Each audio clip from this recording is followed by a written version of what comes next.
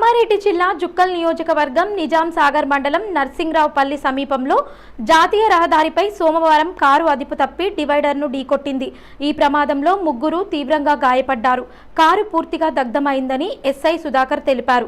హైదరాబాద్కి చెందిన ముగ్గురు వ్యాపారులు మహారాష్ట్రకు కారులో వెళ్తుండగా ప్రమాదానికి గురైందని, గాయపడిన వారిని జోగిపేట్ ఆసుపత్రికి తరలించి కేసు నమోదు చేసి దర్యాప్తు చేస్తున్నామని తెలిపారు.